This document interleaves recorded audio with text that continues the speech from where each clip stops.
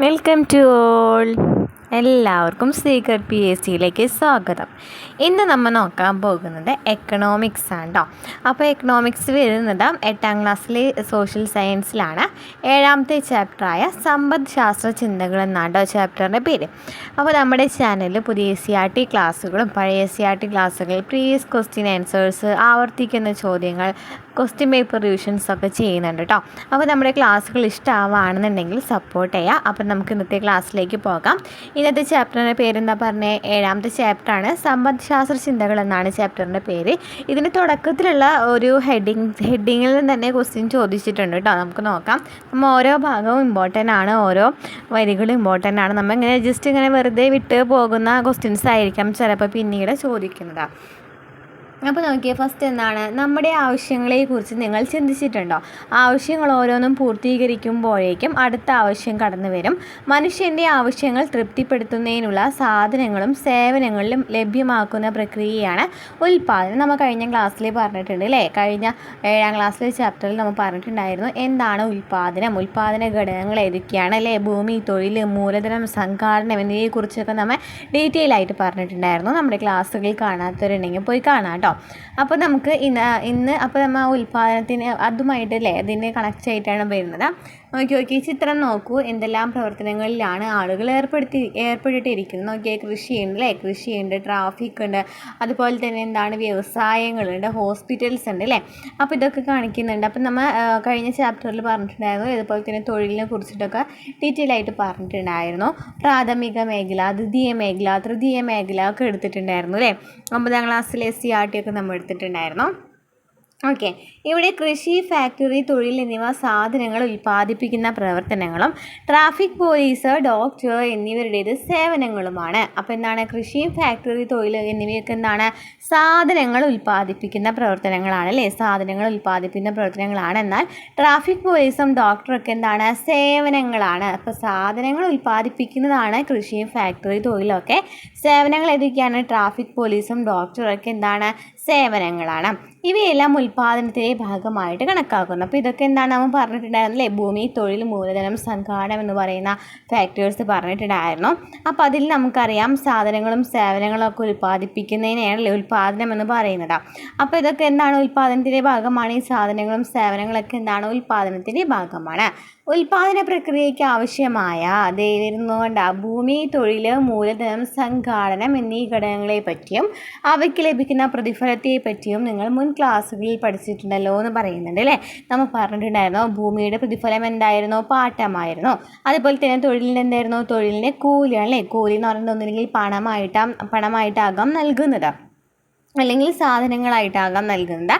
ഇനി മൂലധനത്തിൻ്റെ എന്തായിരുന്നു പ്രതിഫലം എന്ന് പറയുന്നത്? മൂലധനത്തിന് എന്തായിരുന്നു? ലാഭമായിരുന്നു. സംഘാടനത്തിന് എന്തായിരുന്നു? പലിശയായിരുന്നു. അപ്പോൾ അങ്ങനെയൊക്കെയാണ് ഓരോ പ്രതിഫലങ്ങളെക്കുറിച്ച് നമ്മൾ ഡീറ്റെയിൽ ആയിട്ട് ക്ലാസ് എടുത്തിട്ടുണ്ടായിരുന്നു. ഉൽപ്പാദന ഘടകങ്ങൾക്ക് അവയുടെ പങ്കിനനുസരിച്ചാണ് പ്രതിഫലം വിതരണം ചെയ്യപ്പെടുന്നത് അല്ലേ? അവയുടെ പങ്കിനനുസരിച്ചിട്ടായിരിക്കാം പ്രതിഫലം വിതരണം ചെയ്യപ്പെടുന്നത്. അതുകൊണ്ടാണ് വിതരണം സമ്പദ് വ്യവസ്ഥയിൽ പ്രാധാന്യം അർഹിക്കുന്ന ഒന്നാണ്. നീതിപൂർവമായ വിതരണം സാമ്പത്തിക വികസനത്തെ ത്വരിതപ്പെടുത്തും. നമ്മൾ പറഞ്ഞിട്ടുണ്ടായിരുന്നു അല്ലേ? നീതിപൂർവമായിട്ടുള്ള വിതരണമാണ് ശരിക്കും പറഞ്ഞാൽ നൽകേണ്ടത്. എന്നാലാണ് സാമ്പത്തിക വികസനത്തിന് സഹായിക്കുന്നുള്ളൂ. മനുഷ്യൻ തൻ്റെ ആവശ്യങ്ങൾ പൂർത്തീകരിക്കുന്നത് സാധനങ്ങളുടെയും സേവനങ്ങളുടെയും ഉപഭോഗത്തിലൂടെയാണ്. അപ്പോൾ മനുഷ്യൻ തൻ്റെ ആവശ്യങ്ങൾ പൂർത്തീകരിക്കുന്നത് എങ്ങനെയാണ്? സാധനങ്ങളുടെയും സേവനങ്ങളുടെയും ഉപഭോഗത്തിലൂടെയാണ്. സാധനങ്ങളുടെയും സേവനങ്ങളുടെയും ഉപഭോഗത്തിലൂടെയാണ് മനുഷ്യൻ തൻ്റെ ആവശ്യങ്ങൾ പൂർത്തീകരിക്കുന്നത്. ഉൽപ്പാദന പ്രക്രിയയിൽ പങ്കെടുക്കുന്നത് മൂലം ലഭിക്കുന്ന പ്രതിഫലമാണ് ഉപഭോഗത്തിന് വേണ്ടി ചിലവഴിക്കുന്നത്. അപ്പോൾ എന്താണ്? ഏത് പ്രതിഫലമാണ് ഉപഭോഗത്തിന് വേണ്ടി ചിലവഴിക്കുന്നത്? ഉൽപ്പാദന പ്രക്രിയയിൽ പങ്കെടുക്കുന്നത് മൂലം ലഭിക്കുന്ന പ്രതിഫലമാണ് അല്ലേ ഉപഭോഗത്തിന് വേണ്ടി ചിലവഴിക്കുന്നത്. അതിനാൽ ഉൽപ്പാദനം, വിതരണം, ഉൽപ്പന്നങ്ങളുടെയും സേവനങ്ങളുടെയും ഉപഭോഗം എന്നിവ പരസ്പരം ബന്ധപ്പെട്ടിരിക്കുന്നു.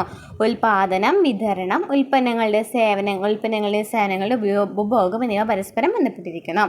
വിവിധ സാമ്പത്തിക പ്രവർത്തനങ്ങളും ഉൽപ്പാദനം, വിതരണം, ഉപഭോഗം ഉപഭോഗം എന്നിവയും പഠനവിധേയമാക്കുന്ന ശാസ്ത്രശാഖയാണ് സാമ്പത്തിക ശാസ്ത്രം. അപ്പോൾ സാമ്പത്തിക ശാസ്ത്രം എന്ന് വെച്ചാൽ എന്താണ്? വിവിധ സാമ്പത്തിക പ്രവർത്തനങ്ങളും ഉൽപാദനം, വിതരണം, ഉപഭോഗം എന്നിവയും പഠനവിധേയമാക്കുന്ന ശാസ്ത്രശാഖയാണ് സാമ്പത്തിക ശാസ്ത്രം എന്ന് പറയുന്നത്. രാജ്യത്തെ സാമ്പത്തിക തീരുമാനങ്ങൾ രൂപപ്പെടുത്തുന്നതിൽ സമ്പദ്ഘടനയിലെ അടിസ്ഥാന പ്രശ്നങ്ങൾ വിശകലനം ചെയ്യുന്നത് സഹായകരമാണ്. അപ്പോൾ എന്തൊക്കെയാണ് അടിസ്ഥാന പ്രശ്നങ്ങൾ എന്ന് പറയുന്നതായിരുന്നു അല്ലേ നമ്മുടെ കഴിഞ്ഞ ലാസ്റ്റ് കഴിഞ്ഞ് ചോദിച്ചിട്ടുണ്ടായിരുന്ന 10th പ്രിലിംസിനായിരുന്നു ചോദിച്ചിട്ടുണ്ടായിരുന്നെന്ന് തോന്നുന്നുണ്ട്. എന്താണ് അടിസ്ഥാന പ്രശ്നങ്ങൾ എന്ന് പറയുന്നത് നമുക്ക് നോക്കാം. സമ്പദ്ഘടനയിലെ അടിസ്ഥാന പ്രശ്നങ്ങൾ എന്തൊക്കെയാണ്? വരുണിൻ്റെ സ്കൂളിൽ വളപ്പിൽ 1 ഏക്കർ ഭൂമിയിൽ എന്ത് ചെയ്യണമെന്നൊരു ചർച്ച വന്നു. അപ്പോൾ വാഴകൃഷി, നെൽകൃഷി, എന്തെങ്കിലും കൃഷി ചെയ്യാമെന്ന് പറഞ്ഞു. അപ്പോൾ ഏതൊക്കെയാണ് കൃഷി എന്നൊക്കെ പറയുന്ന ഒരു ഇതിലായിരുന്നു ആരെന്ന് പറയുന്നത് പിള്ളേരെന്ന് പറയുന്നത്. അപ്പോൾ അതെങ്ങനെയാണ് പച്ചക്കറി കൃഷി നടത്തേണ്ടത്, ഏതൊക്കെ രീതിയിലാണ് ചെയ്യേണ്ടത്, എങ്ങനെയാണ് പരിപാലിക്കേണ്ടത്, ആർക്കൊക്കെയാണ് പ്രയോജനപ്പെടുന്നതെന്നൊക്കെയുള്ള കുറേ ക്വസ്റ്റ്യൻസ് വന്നു. അപ്പോൾ നമുക്കിതിൽ നിന്ന് മനസ്സിലായി എന്താണ് പ്രധാനപ്പെട്ട 3 ചോദ്യങ്ങളെന്ന് പറയുന്നത്. എന്താണ് ഉൽപ്പാദിപ്പിക്കേണ്ടത്, എങ്ങനെ ഉൽപ്പാദിപ്പിക്കാം, ആർക്കു വേണ്ടി. ഇതേ ക്വസ്റ്റ്യൻ തന്നെയല്ലേ നമ്മൾ ക്വസ്റ്റ്യൻ പേപ്പർ റിവൈസ് ചെയ്തിട്ടുണ്ടെന്നുണ്ടെങ്കിൽ കാണുന്നവർക്കുണ്ടെങ്കിൽ അറിയാനായിട്ട് പറ്റും. 3 ക്വസ്റ്റ്യൻ ആയിരുന്നു. അതിൽ നാലാമത്തെ ഒരു ഓപ്ഷനും കൂടി ഉണ്ടായിരുന്നു അല്ലേ. ആർക്ക് എന്തായിരുന്നു, എന്ത് ഉൽപ്പാദിപ്പിക്കും എന്നായിരുന്നു അതിലൊരു ഓപ്ഷൻ എന്ന് പറയുന്നത്. ശരിക്കും പറഞ്ഞാൽ എന്തൊക്കെയാണ്, ഏത് ഓപ്ഷനൊക്കെ ആയിരുന്നു? എന്തുണ്ടായിരുന്നു, എങ്ങനെ ഉണ്ടായിരുന്നു, ആർക്ക് വേണ്ടി ഉണ്ടായിരുന്നു, പിന്നെ വേറൊരു ഓപ്ഷനും കൂടി ഉണ്ടായിരുന്നു കേട്ടോ. അപ്പോൾ എന്താണ് ഉൽപ്പാദിപ്പിക്കേണ്ടത്, എന്ത്, എങ്ങനെ, ആർക്ക് വേണ്ടി. എന്ത്, എങ്ങനെ, ആർക്ക് വേണ്ടി എന്ന് പറയുന്നതാണ് എന്ത് പറയുന്നത് അടിസ്ഥാന പ്രശ്നങ്ങൾ എന്ന് പറയുന്നത്. അപ്പോൾ നമ്മൾ ഇതൊന്നും അങ്ങനെ പെട്ടെന്ന് അങ്ങനെ നമ്മൾ കാര്യമായിട്ട് എടുക്കാത്ത ഒരു സംഭവമാണ് അല്ലേ. നമ്മൾ ഇതൊക്കെ അങ്ങനെ അധികം ശ്രദ്ധിക്കുമോ? ജസ്റ്റ് ഇങ്ങനെ വായിച്ചു പോവല്ലേ ഉള്ളൂ. പക്ഷേ എന്താണ് ചെയ്യേണ്ടത്, നന്നായിട്ട് പഠിക്കണം. നമ്മൾ ഓരോ പോയിൻറ്റ്സും വെറുതെ നമുക്ക് കിട്ടുമെന്ന് വിചാരിച്ച് പോയിട്ട് കാര്യമില്ല. നമ്മളത് ഡീറ്റെയിൽ ആയിട്ട് പഠിച്ചാൽ മാത്രമാണ് കിട്ടുള്ളൂ. ഇപ്പോൾ ഞാൻ തന്നെ ഈ എക്സാമിന് പോയിട്ട് എനിക്ക് തന്നെ കൺഫ്യൂഷൻ ആയിട്ടുണ്ടായിരുന്നു. കാര്യം ഞാനതൊക്കെ പഠിച്ചിട്ട് പോയിട്ടുണ്ടായിരുന്നതാണ്. പക്ഷേ നമ്മൾ എക്സാം ഹാളിൽ ഇരുന്നപ്പോൾ ഒരു ഓപ്ഷനും കൂടി കണ്ടപ്പോൾ ആകെ ഡൗട്ടായിട്ടുണ്ടായിരുന്നു. അപ്പോൾ എന്താണ്, എങ്ങനെയാണ്, ആർക്ക് വേണ്ടിയാണ് ഉൽപ്പാദിപ്പിക്കപ്പെടേണ്ടതാണ് അവിടുത്തെ എന്ത് പറയുന്ന 3 പ്രധാനപ്പെട്ട ചോദ്യങ്ങൾ എന്ന് പറയുന്നത്. എന്താണ് ഉൽപ്പാദിപ്പിക്കേണ്ടത്, എത്ര അളവിൽ, എങ്ങനെ ഉൽപ്പാദിപ്പിക്കാം, ആർക്കു വേണ്ടി. എന്ത്, എങ്ങനെ, ആർക്കു വേണ്ടി. എന്ത്, എങ്ങനെ, ആർക്കു വേണ്ടി. ഓക്കെ. അപ്പോൾ അതിനെക്കുറിച്ച് ഡീറ്റെയിൽ ആയിട്ട് പറയുന്നുണ്ട്. എന്താണ് ഉൽപ്പാദിപ്പിക്കേണ്ടത്, എത്ര അളവിലാണ്. വിഭവങ്ങൾ പരിമിതമായതിനാൽ ലഭ്യമായ വിഭവങ്ങൾ ഉപയോഗിച്ച് സമൂഹത്തിന് ഗുണകരമായ രീതിയിൽ എന്ത് ഉൽപ്പാദിപ്പിക്കണമെന്നത് ഏറ്റവും പ്രധാനമാണ്. മുകളിൽ സൂചിപ്പിച്ച ചർച്ചയിൽ ഒട്ടേറെ ആവശ്യങ്ങൾ ഉയർന്നു വന്നുവെങ്കിലും മുൻഗണനാടിസ്ഥാനത്തിൽ ഏറ്റവും ആവശ്യമായി തോന്നിയത് എന്തായിരുന്നു? പച്ചക്കറി കൃഷി ആയതുകൊണ്ടാണ് അവർ അത്തരത്തിലൊരു തീരുമാനത്തിലെത്തിയത്. എന്തുൽപ്പാദിപ്പിക്കണമെന്ന് തീരുമാനിച്ചാൽ അത് എത്രമാത്രം അളവിൽ വേണമെന്നതും പ്രസക്തമാണ്. നമ്മൾ എന്താണ് ഉൽപ്പാദിപ്പിക്കണമെന്ന് വിചാരിച്ചാൽ നമുക്ക് എല്ലാവർക്കും എത്ര ആവശ്യമുണ്ടോ, എത്ര അളവിലായിരിക്കണം ആവശ്യമെന്നും കൂടി നമ്മൾ നോക്കണം. ഇതുപോലെ പുതിയ വ്യാവസായിക ഉൽപ്പന്നങ്ങൾ നിർമ്മിക്കാൻ തീരുമാനിച്ചാൽ എന്തെല്ലാം വ്യവസായങ്ങളാണ് തുടങ്ങേണ്ടത്, എത്ര യൂണിറ്റുകൾ ആരംഭിക്കണം എന്നതിനെക്കുറിച്ചൊക്കെ എന്ത് വേണം, ആസൂത്രണം ചെയ്യണം. അപ്പോൾ എന്താണ് പറഞ്ഞത്, എന്ത് ഉൽപ്പാദിപ്പിക്കണം എന്ന് മാത്രം പോരാ, നമ്മൾ എത്ര അളവിൽ കൂടി ഉൽപ്പാദിപ്പിക്കണം. അത് എന്ത് സംഭവങ്ങൾക്കാണെങ്കിലും, വ്യവസായങ്ങൾക്കാണെങ്കിലും, കൃഷിക്കാണെന്നുണ്ടെങ്കിലും എന്ത് ഉൽപ്പാദിപ്പിക്കണം, എത്ര അളവിൽ ഉൽപ്പാദിപ്പിക്കണം എന്നും കൂടി നോക്കേണ്ടതായിട്ടുണ്ട്. ഭക്ഷണം, പാർപ്പിടം, വസ്ത്രം, ആശുപത്രികൾ, സ്കൂളുകൾ എന്നിവ ഉണ്ടാകേണ്ടത് സമൂഹത്തിൻ്റെ ആവശ്യത്തിനനുസരിച്ചാണ്. ഭക്ഷണം, പാർപ്പിടം, വസ്ത്രം, ആശുപത്രികൾ, സ്കൂളുകൾ എന്നിവ ഉണ്ടാകേണ്ടത് എന്തിനനുസരിച്ചാണ്? സമൂഹത്തിൻ്റെ ആവശ്യത്തിനനുസരിച്ചാണ്. സമൂഹത്തിൻ്റെ ആവശ്യവും ഉൽപ്പന്നത്തിൻ്റെ അളവും തമ്മിൽ ഒരു സന്തുലിതാവസ്ഥ പാലിക്കേണ്ടതാണ്. സമൂഹത്തിൻ്റെ ആവശ്യവും ഉൽപ്പന്നത്തിൻ്റെ അളവും തമ്മിൽ എന്താണ്? ഒരു സന്തുലിതാവസ്ഥ പാലിക്കേണ്ടതാണ്. സമൂഹത്തിൻ്റെ ആവശ്യവും ഉൽപ്പന്നത്തിൻ്റെ അളവും തമ്മിൽ എന്തുണ്ടാവണം? ഒരു സന്തുലിതാവസ്ഥ പാലിക്കേണ്ടതാണ്. ഓക്കെ. ഇനി എങ്ങനെയാണ് ഉൽപ്പാദിപ്പിക്കാം എന്നാണ് പറയുന്നത്. എങ്ങനെയാണ് ഉൽപ്പാദിപ്പിക്കുന്നത് നമ്മൾ നെക്സ്റ്റ് പറഞ്ഞു. എങ്ങനെയാണ് ഉൽപ്പാദിപ്പിക്കേണ്ടതാണ് നെക്സ്റ്റ് ചോദ്യമാണ് പറയുന്നത്. എന്താണ് ഉൽപ്പാദിപ്പിക്കേണ്ടത്, അതെത്രമാത്രം എന്നത് തീരുമാനിക്കപ്പെട്ടാൽ അതെങ്ങനെ എന്ന രണ്ടാമത്തെ പ്രസക്തമായ ചോദ്യം ഉയർന്നു വരും. ഇത് ഉൽപ്പാദന രീതിയാണ് സൂചിപ്പിക്കുന്നത്. അപ്പോൾ എങ്ങനെയാണ് ഉൽപ്പാദിപ്പിക്കുന്നത്? സമൂഹത്തിൽ ലഭ്യമായ വിഭവങ്ങളെയും സാങ്കേതിക വിദ്യയെയും അടിസ്ഥാനപ്പെടുത്തിയാണ് എങ്ങനെ ഉൽപ്പാദിപ്പിക്കാമെന്ന് തീരുമാനിക്കേണ്ടത്. സമൂഹത്തിൽ ലഭ്യമായ വിഭവങ്ങൾ, സാങ്കേതിക വിദ്യയൊക്കെ അടിസ്ഥാനപ്പെടുത്തിയിട്ടാണ് എങ്ങനെ ഉൽപ്പാദിപ്പിക്കാമെന്ന് തീരുമാനിക്കേണ്ടത്. ഉദാഹരണത്തിനായിട്ട് നിലമൊരുക്കൽ, വിത്ത് വിതയ്ക്കൽ, കളപ്പറിക്കൽ, വളമിടൽ, കൊയ്ത്ത്, മെഡിക്കൽ തുടങ്ങിയ കാർഷിക പ്രവർത്തനങ്ങൾ തൊഴിലാളികളെ ഉപയോഗിച്ചോ ആധുനിക കാർഷിക ഉപകരണങ്ങൾ ഉപയോഗിച്ചോ നടത്താവുന്നതാണ്. ഇതിലേത് മാർഗമാണ് സ്വീകരിക്കേണ്ടതെന്ന് ആ പ്രദേശത്തിന് ലഭ്യമായ വിഭവങ്ങളെ അടിസ്ഥാനപ്പെടുത്തിയിട്ടാണ് തീരുമാനിക്കുന്നത്. അപ്പോൾ വിഭവങ്ങളുടെ ലഭ്യതയ്ക്ക് അനുസരിച്ച് ഉൽപ്പാദനത്തിൻ്റെ രീതിയിലും വ്യത്യാസമുണ്ടാകാം. അപ്പോൾ ഒരു നെല്ല് കൃഷി ചെയ്യുകയാണെന്നുണ്ടെങ്കിലും ഒന്നില്ലാന്നുണ്ടെങ്കിൽ നിലമൊരുക്കാൻ, വിത്ത് വിതയ്ക്കുക, അങ്ങനത്തെ കുറേ സ്റ്റെപ്പുകളുണ്ട്. അതൊന്നില്ലെന്നുണ്ടെങ്കിൽ തൊഴിലാളികളെ വെച്ച് ആക്കണോ അതല്ല യന്ത്രങ്ങൾ വെച്ച് ആക്കണോ എന്നൊക്കെ നോക്കണം. അപ്പോൾ അതിനടുത്ത് എന്തൊക്കെ വിഭവങ്ങളാണ് ലഭ്യമായതെന്ന് നോക്കണം അല്ലേ. അപ്പോൾ അത് നോക്കിയാൽ മാത്രമാണ് നമുക്ക് എങ്ങനെയാണ് ഉൽപ്പാദിപ്പിക്കാമെന്ന് മനസ്സിലാക്കാനായിട്ട് പറ്റുള്ളൂ. ഓക്കെ, നെക്സ്റ്റ് എന്താണ് നമ്മുടെ ക്വസ്റ്റ്യൻ എന്തായിരുന്നത്? ആർക്ക് വേണ്ടി ഉൽപ്പാദിപ്പിക്കാം? സമൂഹത്തിൻ്റെ ആവശ്യങ്ങൾ നിറവേറ്റുന്നതിന് വേണ്ടിയാകണം ഉൽപ്പാദനം നടത്തേണ്ടത്. മനുഷ്യൻ്റെ ആവശ്യങ്ങൾ പരിമിതമല്ല. ഓരോ ആവശ്യവും നിറവേറുമ്പോഴേക്കും പുതിയ ആവശ്യങ്ങൾ കടന്നു വരും. എന്നാൽ എല്ലാ ആവശ്യങ്ങളും പൂർത്തീകരിക്കാനുള്ള വിഭവങ്ങൾ നമുക്ക് ഉണ്ടായിക്കൊള്ളണമെന്നില്ല. അതിനാൽ ഈ ആവശ്യങ്ങളുടെ മുൻഗണന നിശ്ചയിക്കേണ്ടത് അനിവാര്യമാണ്. സമൂഹത്തിൽ പരമാവധി പേർക്ക് ഗുണം ലഭിക്കുന്ന തരത്തിലാവണം ഉൽപ്പാദന പ്രവർത്തനങ്ങൾ ആസൂത്രണം ചെയ്യേണ്ടത് അല്ലേ. നമ്മൾ സമൂഹത്തിൽ എല്ലാവർക്കും ഉപകാരപ്പെടുന്ന തരത്തിലായിരിക്കണം ആസൂത്രണം നടത്തേണ്ടത്. അതാണ് ആർക്ക് വേണ്ടി ഉൽപ്പാദിപ്പിക്കാമെന്ന് നോക്കുന്നത്. ഉൽപ്പാദനത്തിൽ നിന്നുള്ള വരുമാനം എങ്ങനെ വിതരണം ചെയ്യപ്പെടുന്നതെന്നും പ്രധാനമാണ്. നമ്മൾ പറഞ്ഞില്ലേ, മുതൽ മുടക്കിൻ്റെ പലിശ, സംഘാടകൻ്റെ ലാഭം, തൊഴിലാളിയുടെ വേതനം, ഭൂമിയുടെ വാടക, പാട്ടം എന്നിവയ്ക്കൊക്കെ വരുമാനം വിതരണം ചെയ്യുന്നുണ്ട്. നമ്മൾ നേരത്തെ പറഞ്ഞ പ്രതിഫലങ്ങളാണല്ലേ പലിശ, ലാഭം, വേതനം, വാടക, പാട്ടം എന്നതൊക്കെ പറയുന്നത് എന്താണ്? വിതരണം ചെയ്യുന്നതിന് പ്രതിഫലമായിരുന്നു നമ്മൾ പറഞ്ഞിട്ടുണ്ടായിരുന്നത്. ഓക്കെ, അപ്പോൾ ക്ലിയർ ആയാലും ആർക്ക് വേണ്ടി ഉൽപ്പാദിപ്പിക്കാമെന്ന് വെച്ചാൽ നമ്മൾ സമൂഹത്തിൽ ആർക്കൊക്കെ വേണ്ടിയാണ് ഇത് ഉൽപ്പാദിപ്പിക്കേണ്ടത് എന്നൊക്കെ നോക്കണം. അതായത് എങ്ങനെ എന്ത് ഉൽപ്പാദിപ്പിക്കണം, അത് എത്ര അളവിലാണ്, അതുപോലെ തന്നെ എങ്ങനെ ഉൽപ്പാദിപ്പിക്കണം, ആർക്ക് വേണ്ടി ഉൽപ്പാദിപ്പിക്കണം എന്നൊക്കെ നമ്മൾ ഒരു വിഭവം ഒരു കാര്യം ചെയ്യുമ്പോൾ നോക്കേണ്ടതായിട്ടുണ്ട്. സാമ്പത്തിക ശാസ്ത്ര പഠനം കേവലം സമ്പത്തിനെക്കുറിച്ചുള്ള പഠനം മാത്രമല്ല, മനുഷ്യനെക്കുറിച്ചും സമൂഹത്തെക്കുറിച്ചുമുള്ള പഠനം കൂടിയാണ്. വിവിധ കാലഘട്ടങ്ങളിൽ സാമ്പത്തിക ചിന്തകന്മാരുടെ സംഭാവനകൾ ഈ ശാസ്ത്രശാഖയുടെ വളർച്ചയ്ക്ക് സഹായകരമായിട്ടുണ്ട്. ആധുനിക സാമ്പത്തിക ശാസ്ത്രത്തിൻ്റെ പിതാവ് എന്നറിയപ്പെടുന്ന ആഡം സ്മിത്ത് ഉൾപ്പെടെയുള്ള ഒട്ടേറെ പ്രമുഖ പാശ്ചാത്യ സാമ്പത്തിക ചിന്തകന്മാർ സാമ്പത്തിക ശാസ്ത്രത്തിന് വ്യത്യസ്ത ആശയങ്ങൾ സംഭാവന നൽകിയിട്ടുണ്ട്. അപ്പോൾ ഇവിടെ നിന്ന് നമുക്ക് എന്ത് ക്വസ്റ്റ്യൻ കിട്ടി?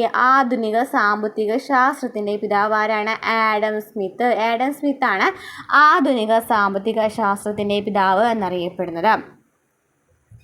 സാമ്പത്തിക ശാസ്ത്രത്തിൻ്റെ ചിന്തകളാണ് പറയുന്നത്. അവിടെ ആഡം സ്മിത്തിൻ്റെ ചിത്രം നൽകിയിട്ടുണ്ടല്ലേ. സാമ്പത്തിക ശാസ്ത്രത്തിന് വ്യക്തമായ അടിത്തറ നൽകിയ സാമ്പത്തിക ശാസ്ത്രജ്ഞനാണ് ആഡം സ്മിത്ത്.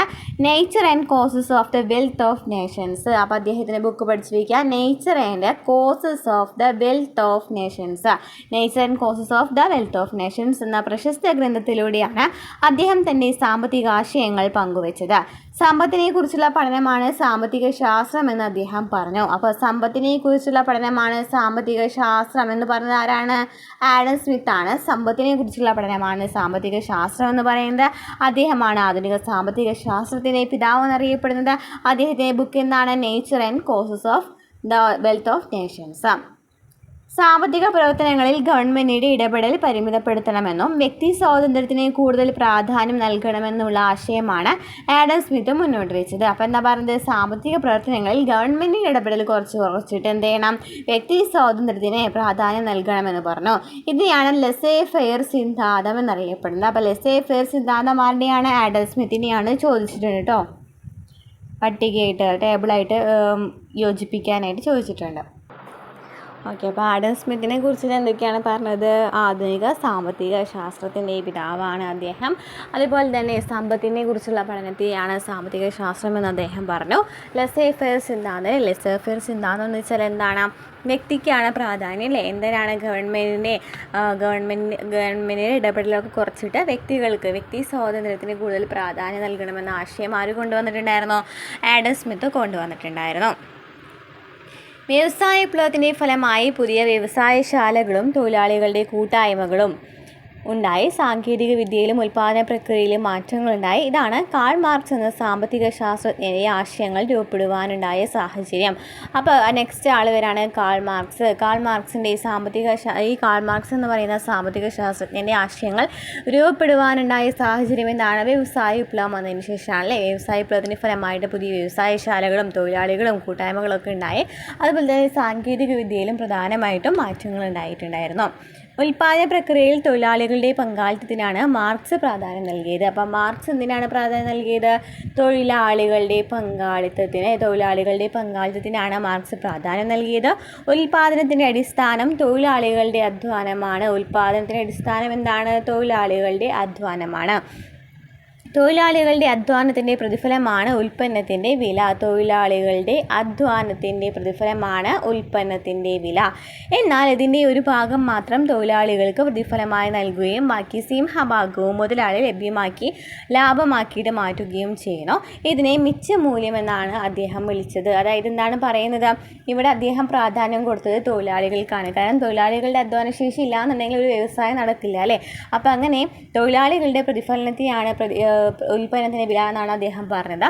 അപ്പോൾ ഈ തൊഴിലാളികളുടെ അധ്വാനശേഷിയെ ഉൽപ്പന്നത്തിൻ്റെ വില എന്നൊക്കെ പറഞ്ഞു. അതുപോലെ തന്നെ തൊഴിലാളികളുടെ അധ്വാനത്തിൻ്റെ പ്രതിഫലമാണ് ഒരു ഉൽപ്പന്നം എന്ന് പറയുന്നത് അല്ലേ? തൊഴിലാളികളുടെ അധ്വാനത്തിൻ്റെ പ്രതിഫലമാണ് ഉൽപ്പന്നം എന്ന് പറയുന്നത്. പക്ഷേ സാധാരണ എന്താണ് ചെയ്യുന്നത്? തൊഴിലാളികൾക്ക് പണിയെടുക്കുന്ന ആൾക്കാർക്ക് എന്ത് കൊടുക്കും? ചെറിയൊരു ഭാഗം അല്ലേ? ചെറിയൊരു ഭാഗം മാത്രം കൂലി കൊടുത്തിട്ട് ബാക്കിയൊക്കെ 90% എടുക്കുകയാണെന്നുണ്ടെങ്കിൽ 100ൽ 90% എടുക്കുന്ന ആരാണ്? 3/4 ഭാഗം എടുക്കുന്ന ആരായിരിക്കും എടുക്കുന്നത്? ഈ മുതലാളിമാരെ അതിൻ്റെ ലാഭമാക്കി മാറ്റാണല്ലേ ചെയ്യുന്നത്? ചെറിയൊരു ഭാഗം മാത്രമാണല്ലേ കർഷകർക്ക് അല്ലെങ്കിൽ തൊഴിലാളികൾക്കൊക്കെ കൊടുക്കുന്നത്. അപ്പോൾ അതിനെയാണല്ലേ ഈ കാൾ മാർക്സ് അതിനെയാണ് പരിഹസിച്ചിട്ടുണ്ടായിരുന്നത്. ഉള്ളവനും ഇല്ലാത്തവനും തമ്മിലുള്ള വ്യത്യാസങ്ങളില്ലാത്ത സമൂഹമായിരുന്നു അദ്ദേഹത്തിൻ്റെ സ്വപ്നം എന്ന് പറയുന്നത്. ഉള്ളവനും ഇല്ലാത്തവനും തമ്മിലുള്ള വ്യത്യാസങ്ങൾ അല്ലേ? ഉള്ളവൻ അതായത് ഒരു അന്ധരമില്ലാത്ത ഒരു സമൂഹമായിരുന്നു അദ്ദേഹത്തിൻ്റെ ലക്ഷ്യം. മൂലധനം എന്ന കൃതിയിലൂടെയാണ് മാർക്സ് തൻ്റെ ആശയങ്ങൾ പ്രചരിപ്പിച്ചത്. അപ്പോൾ അദ്ദേഹത്തിൻ്റെ ബുക്ക് എന്താണ്? മൂലധനം എന്ന് പറയുന്ന കൃതിയിലൂടെയാണ് അദ്ദേഹം തൻ്റെ ആശയങ്ങൾ പ്രചരിപ്പിച്ചത്. അപ്പോൾ കാൾ മാർക്സിനെ കുറിച്ച് എന്തൊക്കെയാണ് പറഞ്ഞത്? അദ്ദേഹം തൊഴിലാളികളുടെ അധ്വാനശേഷിക്കാണ് പ്രാധാന്യം നൽകിയത്. തൊഴിലാളികൾക്ക് ചെറിയൊരു എമൗണ്ട് കൊടുത്തിട്ട് ബാക്കിയൊക്കെ മുതലാളിമാർ എടുക്കുകയാണെന്നാണ് അദ്ദേഹം പറഞ്ഞത്. അപ്പോൾ ഉള്ളവരും ഇല്ലാത്തവരും തമ്മിലുള്ള അന്തരം ഇല്ലാതാക്കുക എന്നതായിരുന്നു അദ്ദേഹത്തിൻ്റെ ലക്ഷ്യം എന്ന് പറയുന്നത്. ആരുടെയാണ്? കാൾ മാർക്സിൻ്റെ ബുക്കാണ് മൂലധനം എന്ന് പറയുന്നത്. മൂലധനം ആരുടെ ബുക്കാണ്? കാൾ മാർക്സിൻ്റെ ബുക്കാണ്. കാൾ മാർക്സിനെ തുടർന്ന് സാമ്പത്തിക ശാസ്ത്ര മേഖലയിൽ നൂതനമായ നിരവധി സിദ്ധാന്തങ്ങൾ ആൽഫ്രഡ് മാർഷൽ അവതരിപ്പിച്ചു. നെക്സ്റ്റ് ആളാണ് വരുന്നത്? ആൽഫ്രഡ് മാർഷൽ കേട്ടോ. അപ്പോൾ നമുക്ക് കാൾ മാർക്സിനെ കുറിച്ചിട്ട് അദ്ദേഹത്തിൻ്റെ ഫോട്ടോ നൽകിയിട്ടുണ്ട് ഇവിടെ. കാൾ മാർക്സിനെ തുടർന്ന് സാമ്പത്തിക ശാസ്ത്രത്തിൽ ആരാണ് വന്നത്? ആൽഫ്രഡ് മാർഷൽ വന്നു. സമ്പത്ത് ആത്യന്തികമായിട്ട് മനുഷ്യൻ്റെ ക്ഷേമത്തിന് വേണ്ടിയായിരിക്കണമെന്നും സാമ്പത്തിക പ്രവർത്തനങ്ങളെല്ലാം മനുഷ്യക്ഷേമത്തിന് പ്രാധാന്യം നൽകുന്നതായിരിക്കണമെന്നും അദ്ദേഹത്തിൻ്റെ സാമ്പത്തിക ശാസ്ത്ര തത്വങ്ങൾ എന്ന പുസ്തകത്തിലൂടെ അവതരിപ്പിച്ചു. അപ്പോൾ ആൽഫ്രഡ് മാർഷൽ എന്ന് പറയുന്ന ആൾ എന്തിനായിരുന്നു കൂടുതൽ പ്രാധാന്യം നൽകിയത്? മനുഷ്യക്ഷേമത്തിനാണ്. മനുഷ്യക്ഷേമത്തിന് വേണ്ടിയിട്ടാണ് അദ്ദേഹം പ്രാധാന്യം നൽകിയത്. സാമ്പത്തിക ശാസ്ത്ര തത്വങ്ങൾ എന്ന പുസ്തകത്തിലൂടെയാണ് ഇത് അവതരിപ്പിച്ചത്. എന്താണ് അദ്ദേഹത്തിൻ്റെ ബുക്കിൻ്റെ പേര്? സാമ്പത്തിക ശാസ്ത്ര തത്വങ്ങൾ. ഓക്കെ, ക്ലിയർ ആയല്ലോ അല്ലേ? അപ്പോൾ ആൽഫ്രഡ് മാർഷലിനെയും പിക്ചറോട് നൽകിയിട്ടുണ്ട്. ഓക്കെ, ഇത്രയും 20ാം നൂറ്റാണ്ടിൻ്റെ തുടക്കത്തിൽ ലോക ജനസംഖ്യ 160 കോടിയായിരുന്നു. ജനസംഖ്യ അനുദിനം വർദ്ധിച്ചു വരാണ്. അപ്പോൾ അതിന് ജനങ്ങൾക്ക് ആവശ്യമായ വിഭവങ്ങൾ ഉൽപ്പാദിപ്പിക്കാൻ നമുക്ക് കഴിയുന്നുണ്ടോ? പരിമിതമായ വിഭവങ്ങൾ എങ്ങനെയാണ് ഫലപ്രദമായി ഉപയോഗിക്കുന്ന ചോദ്യങ്ങളാണ് ലയണൽ റോബിൻസ് എന്ന് പറയുന്ന ബ്രിട്ടീഷ് സാമ്പത്തിക ശാസ്ത്രജ്ഞനെ വർദ്ധിച്ച ആവശ്യങ്ങളും പരിമിതമായ വിഭവങ്ങളും തമ്മിലുള്ള ബന്ധം എന്ന വിഷയത്തിലേക്ക് നയിച്ചത്. അപ്പോൾ ലയണൽ റോബിൻസ് എന്താണ് ആലോചിച്ചത്?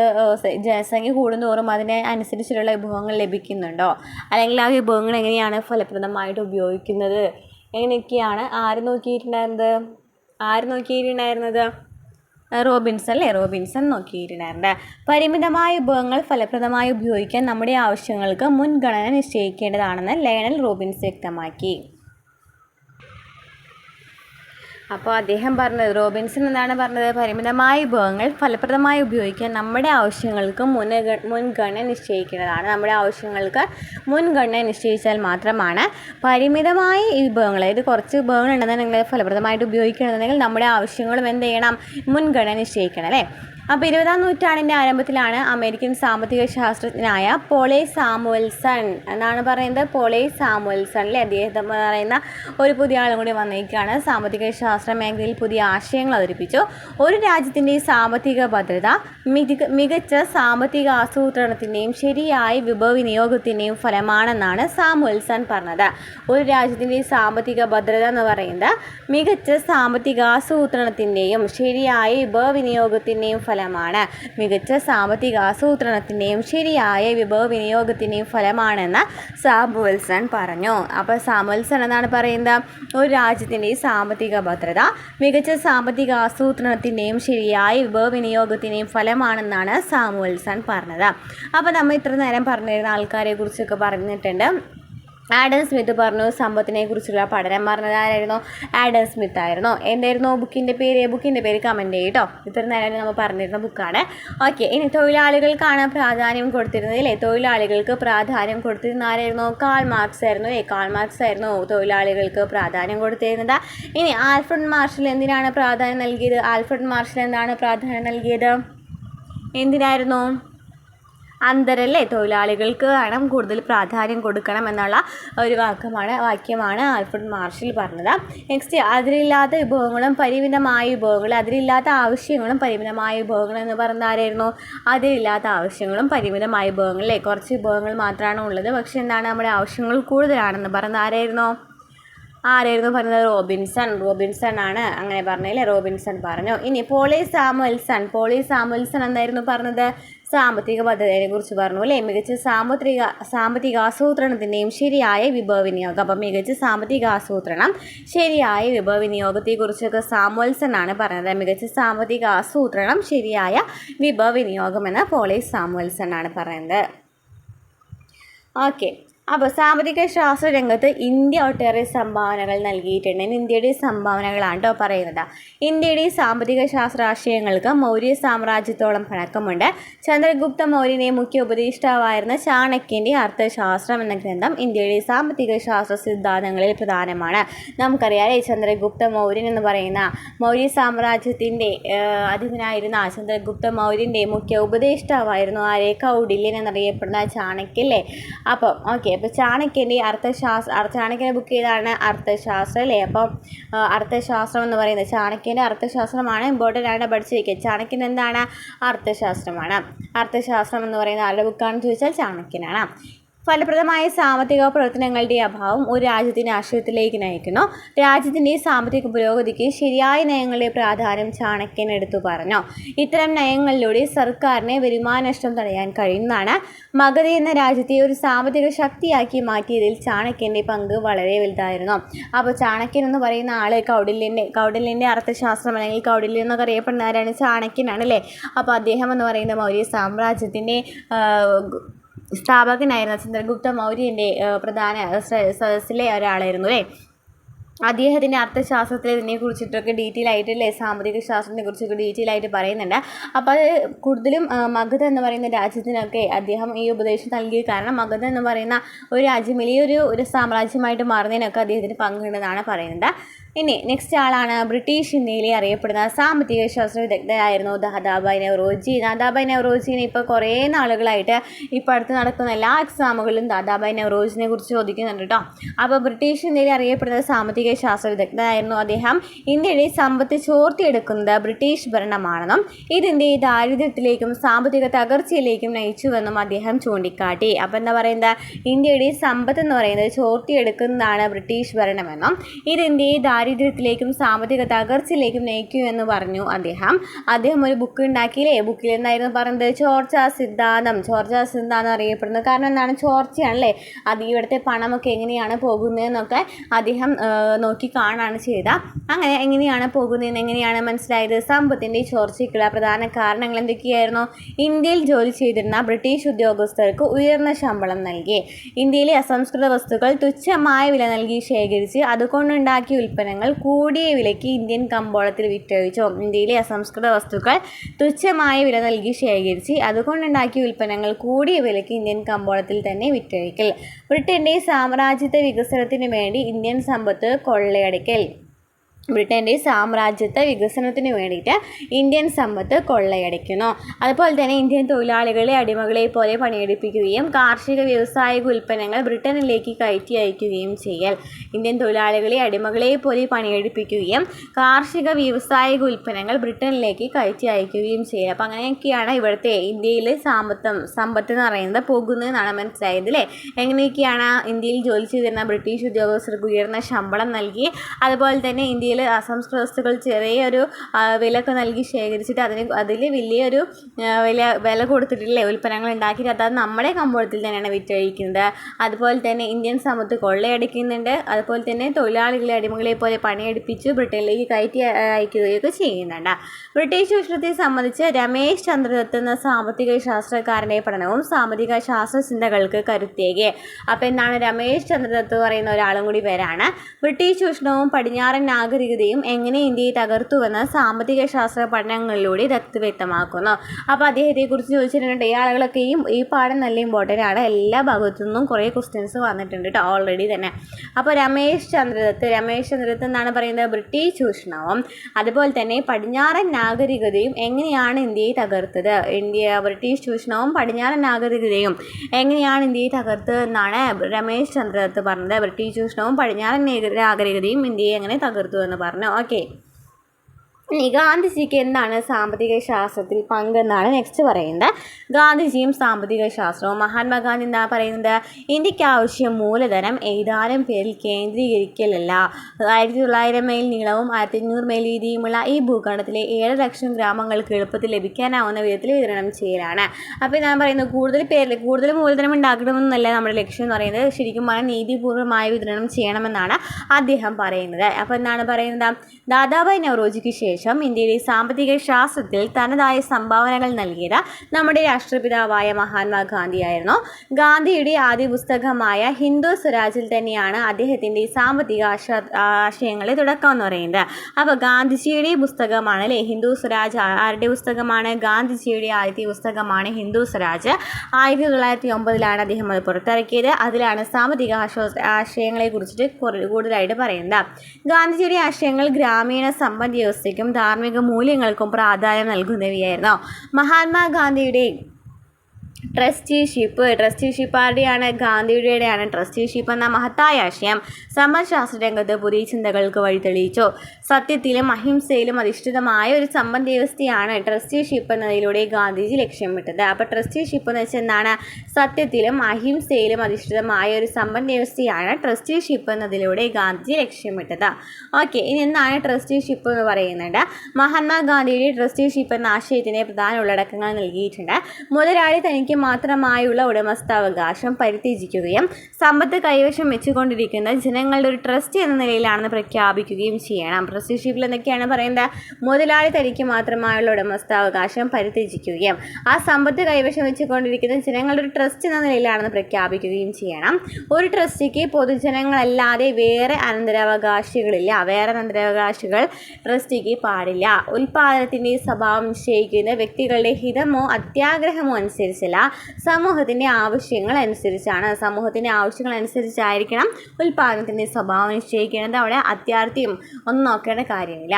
മാന്യമായി ജീവിക്കാൻ ഉതകുന്ന കുറഞ്ഞ വേതനം നിശ്ചയിക്കുവാനായി നിർദ്ദേശിച്ചിട്ടുള്ളത് പോലെ സമൂഹത്തിലെ ഏതെങ്കിലും ഒരു വ്യക്തിക്ക് അനുവദിക്കാവുന്ന ഏറ്റവും കൂടിയ വേതനത്തിനും പരിധി കൽപ്പിക്കേണ്ടതാണ്. ഏറ്റവും കുറവ് വേതനം നമുക്ക് പറഞ്ഞ പോലെ തന്നെ ഏറ്റവും കൂടിയ വേതനം അത് പരിധി കൽപ്പിക്കണം എന്നൊക്കെയാണ് എന്തിൽ പറയുന്നത്? ട്രസ്റ്റിഷിപ്പ് എന്ന് പറയുന്നത്. ട്രസ്റ്റി എന്ന നിലയിൽ രാജാവ് നിൽക്കണം, അടുത്ത മുതലാളി ട്രസ്റ്റ് നിൽക്കണം, അതുപോലെ തന്നെ ജനങ്ങളായിരിക്കണം അതിൻ്റെ അവകാശി എന്ന് പറയുന്നത്. ഒരാളുടെ സമൂഹത്തിൻ്റെ ആവശ്യങ്ങൾ അനുസരിച്ചായിരിക്കണം ഒരു ഉൽപ്പാദനത്തിൻ്റെ സ്വഭാവം നിശ്ചയിക്കുന്നത്. അതുപോലെ തന്നെ എന്താ പറയുന്നത്? ഉയർന്ന വേതനമുള്ള പോലെ തന്നെ ഏറ്റവും കൂടിയ വേതനം കൈവയ്ക്കാൻ പറ്റുന്ന ഒരു സംഭവം കൂടി ഉണ്ടാവണം. ചെറിയ വേതനമാണ് ഒരാൾക്ക് കൈവയ്ക്കാൻ പറ്റുന്ന എന്ന് പറയുന്ന പോലെ തന്നെ കൂടിയ വേതനം ത്തിനും പരിധി കൽപ്പിക്കേണ്ടതാണെന്നാണ് അദ്ദേഹം പറഞ്ഞത്. അദ്ദേഹത്തിൻ്റെ സാമ്പത്തിക ശാസ്ത്ര ചിന്തകളെ ഇങ്ങനെ ക്രോഡീകരിക്കാം. കാർഷിക ഗ്രാമീണ വ്യവസ്ഥയ്ക്ക് പ്രാധാന്യം നൽകി, കുടിൽ ചെറുകിട വ്യവസായികൾക്ക് പരിഗണന നൽകി, സമുദ്രത്തിൽ അടിയുറച്ച സമ്പദ് വ്യവസ്ഥയുടെ രൂപീകരണം, സ്വയം പര്യാപ്തവും സ്വാശ്രയവുമായ പ്രാദേശിക സമ്പദ് വ്യവസ്ഥ. എന്തൊക്കെയാണ്? കാർഷിക ഗ്രാമീണ വ്യവസ്ഥയ്ക്ക് പ്രാധാന്യം നൽകി, കുടിൽ ചെറുകിട വ്യവസായങ്ങൾക്ക് പരിഗണന, സമത്വത്തിൽ അടിയുറച്ച സമ്പദ് വ്യവസ്ഥയുടെ രൂപീകരണം, സ്വയം പര്യാപ്തവും സ്വാശ്രയവുമായ പ്രാദേശിക സമ്പദ് വ്യവസ്ഥ. ഗാന്ധിജിയുടെ സാമ്പത്തിക ആശയങ്ങളിൽ സ്വാധീനിക്കപ്പെട്ട പ്രമുഖ സാമ്പത്തിക ശാസ്ത്രജ്ഞന്മാരാണ് JC കുമരപ്പ, ശ്രീമൻ നാരായണൻ, അതുപോലെ തന്നെ ധരംപാൽ തുടങ്ങിയവർ. അപ്പോൾ ഗാന്ധിജിയുടെ സാമ്പത്തിക ആശയങ്ങളാൽ സ്വാധീനിക്കപ്പെട്ട പ്രമുഖ സാമ്പത്തിക ശാസ്ത്രജ്ഞന്മാർ ആരൊക്കെയാണ്? JC കുമരപ്പ, ശ്രീമൻ നാരായൺ, ധരംപാൽ തുടങ്ങിയവർ. JC കുമരപ്പ, ശ്രീമൻ നാരായൺ, ധരംപാൽ തുടങ്ങിയവരൊക്കെയാണ് ഇതിൽ പറയുന്നത് ഗാന്ധിജിയുടെ സാമ്പത്തിക ആശയങ്ങളാൽ സ്വാധീനിക്കപ്പെട്ട പ്രമുഖ സാമ്പത്തിക ശാസ്ത്രജ്ഞന്മാർ. JC കുമരപ്പ, ശ്രീമൻ നാരായൺ, ധരംപാൽ. കാർഷിക മേഖലയ്ക്കും ചെറുകിട വ്യവസായങ്ങൾക്കും മുൻഗണന നൽകുന്ന വികസനമാണ് സ്വതന്ത്ര ഇന്ത്യ സ്വീകരിക്കേണ്ടതെന്ന ആവശ്യമാണ് ഇവർ മുന്നോട്ട് വെച്ചത്.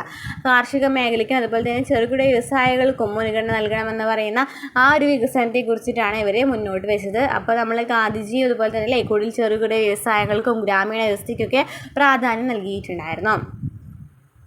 1998 നോബൽ സമ്മാനം ലഭിച്ച ഇന്ത്യൻ സാമ്പത്തിക ശാസ്ത്രജ്ഞനാണ് അമർത്യ സെൻ. അമർത്യ സെന് 1998 എന്ത് ലഭിച്ചിട്ടുണ്ട്? നോബൽ സമ്മാനം ലഭിച്ചിട്ടുണ്ട്. മനുഷ്യക്ഷേമം, സാമ്പത്തിക അസമത്വം, വികസനം എന്നീ വിഷയങ്ങളെക്കുറിച്ച് അദ്ദേഹം രചിച്ച ഗ്രന്ഥങ്ങൾ ലോക സാമ്പത്തിക ശാസ്ത്ര ചിന്തകൾക്ക് മുതൽക്കൂട്ടായി. മനുഷ്യക്ഷേമം, അതുപോലെ തന്നെ സാമ്പത്തിക അസമത്വം, വികസനം എന്നീ വിഷയങ്ങളെക്കുറിച്ച് അദ്ദേഹം രചിച്ച ഗ്രന്ഥങ്ങൾ ലോക സാമ്പത്തിക ശാസ്ത്ര ചിന്തകൾക്ക് മുതൽക്കൂട്ടായി. ദാരിദ്ര്യരേഖ നിർണ്ണയിക്കുന്നതിലെ അമർത്യ സെൻ ചൂണ്ടിക്കാട്ടി. ദാരിദ്ര്യം, അസമത്വം, ക്ഷാമം തുടങ്ങിയവയ്ക്കാണ് തൻ്റെ പഠനങ്ങളിൽ അദ്ദേഹം പ്രാധാന്യം നൽകിയത്. ദാരിദ്ര്യം, അസമത്വം, ക്ഷാമം എന്നിവയ്ക്കാണ് അദ്ദേഹം നൽകിയതിൽ അമർത്യ സെൻ പ്രാധാന്യം നൽകിയത്. ദാരിദ്ര്യം, അസമത്വം, ക്ഷാമം. സാമ്പത്തിക ശാസ്ത്രത്തിൻ്റെ വളർച്ചയിലെ വിവിധ ഘട്ടങ്ങളിൽ പ്രധാന സംഭാവനകൾ നൽകിയ പ്രമുഖ ഇന്ത്യൻ സാമ്പത്തിക ചിന്തകരെക്കുറിച്ച് നമ്മൾ മനസ്സിലാക്കി. ഇത്തരം സാമൂഹ്യ ചിന്തകൾ രാജ്യത്തെ സാമ്പത്തിക നയ രൂപീകരണത്തെ സ്വാധീനിക്കുന്നുണ്ട്. അപ്പോൾ അമർത്യ സെൻ 1998 അദ്ദേഹത്തിന് നോബൽ സമ്മാനം ലഭിച്ചിട്ടുണ്ട്. മനുഷ്യക്ഷേമം, സാമ്പത്തിക അസമത്വം, വികസനം എന്നിവയൊക്കെയായിരുന്നു അദ്ദേഹത്തിൻ്റെ ലക്ഷ്യങ്ങൾ എന്ന് പറയുന്നത്. അപ്പോൾ നമുക്ക് ഇന്ത്യൻ സാമ്പത്തിക ശാസ്ത്ര ചിന്തകരെ കുറിച്ച് നമ്മൾ പഠിച്ചു അല്ലേ? ചാണക്യനെ പറിച്ചു. അതുപോലെ തന്നെ ദാദാഭായ് നവറോജി, ഗാന്ധിജിയുടെ ട്രസ്റ്റിഷിപ്പ് അല്ലേ? ദാദാഭായ് നവറോജിയുടെ ചോർച്ചാ സിദ്ധാന്തം, അതുപോലെ തന്നെ എന്തൊക്കെയാണ് പറഞ്ഞത്? ക്ഷേമ സാമ്പത്തിക